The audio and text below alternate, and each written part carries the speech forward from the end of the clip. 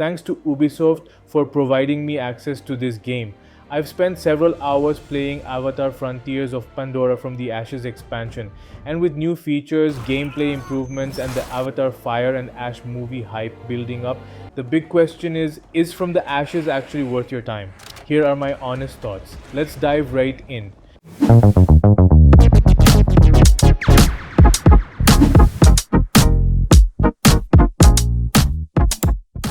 The expansion starts off a bit slow, but it immediately delivers some epic moments.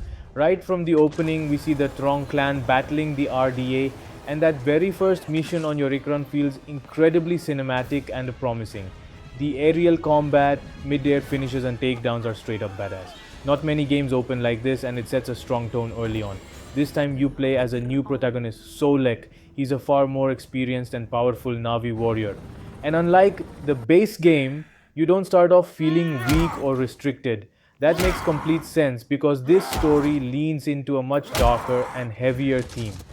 Solek feels stronger, more confident, and honestly more fun to play. The RDA has intensified its efforts to wipe out resistance, now backed by a terrifying new faction, the Ash Clan.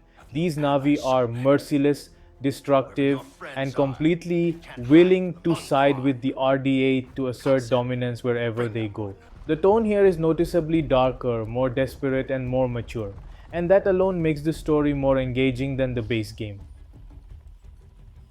Like the base game, combat gives you two main choices: go in stealthily or go full warrior mode. But does it actually work well? Honestly, stealth is very inconsistent. Enemy vision feels unpredictable, and guards seem to spot bodies way too easily even when taken down silently. It gets frustrating when you're trying to clear a base quietly only for everything to kick off randomly. And trust me, no matter how careful you play, chaos eventually breaks loose. That's where the biggest upgrade comes in. Third-person mode. This single addition completely changes the experience. Gunfights feel smoother, situational awareness is significantly improved, and spotting enemies during intense encounters becomes much easier. When you're surrounded, third-person mode just works better.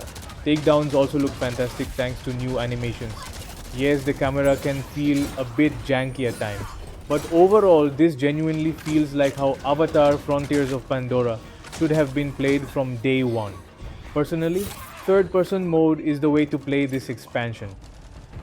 For the first time, you're fighting other Na'vi, the Ash Clan. They're fast, aggressive, and can match your speed and agility, which makes these encounters feel more intense than fighting standard RDA enemies. That being said, Ubisoft could have pushed further. A lot of encounters eventually boil down to taking cover, landing a few clean headshots and repeat. It can feel repetitive after a while. Still, it's refreshing to fight a more brutal Na'vi faction rather than just human enemies again.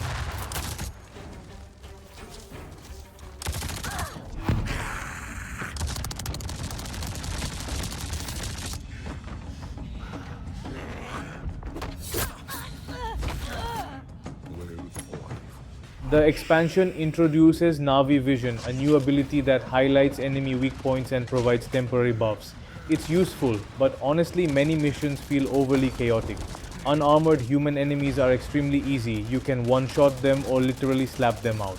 AMP suits are more challenging, but mission design often overwhelms you with too many objectives at once. You'll find yourself destroying multiple drills, disabling generators, surviving endless waves of enemies, while helicopters, turrets, and reinforcements keep spawning. It gets exhausting. I really wish Ubisoft focused more on tight, objective-driven missions rather than massive checklist-style chaos. The same issue carries over into aerial combat. Flying on your Ikran is fun, and the aerial finishers look amazing, but lock-on missiles and non-stop enemy aircraft become incredibly annoying. The tracking feels unfair at times and takes away from what should have been a thrilling experience. After a few missions, you are free to explore Kingler Forest, a returning region now twisted and burned by the Ash Clan and RDA. The environment evolves as the story progresses, which is a really nice touch. Flying through Pandora's skies on your Ikran still feels incredible. Jumping off cliffs, calling your Ikran mid-air and soaring above the forest never gets old.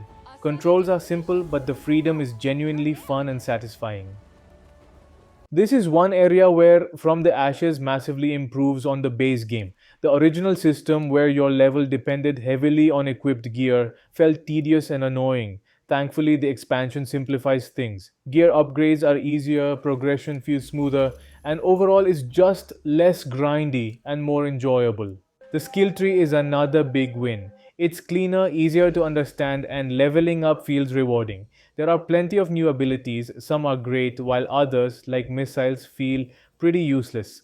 Skill points are earned using dog tags, which drop from RDA soldiers and Ash Clan enemies after taking them down.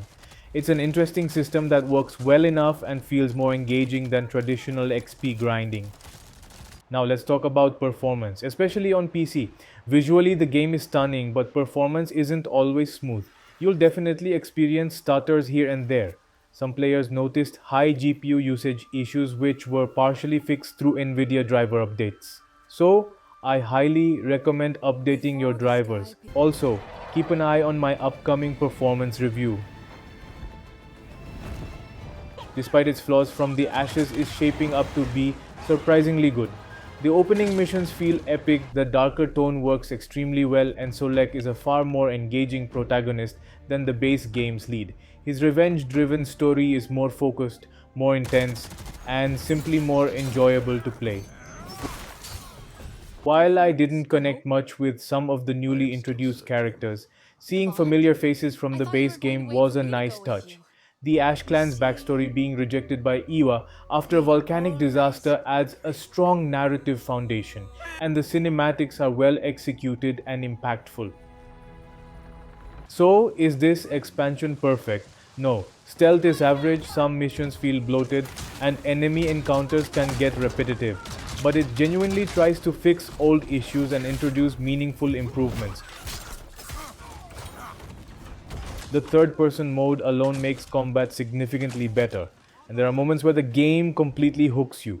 Overall, this expansion does many things better than the base game. I'd actually recommend playing From the Ashes even over the main game. Despite it taking place after the main story, it might just surprise you. What do you guys think? Let me know in the comments below.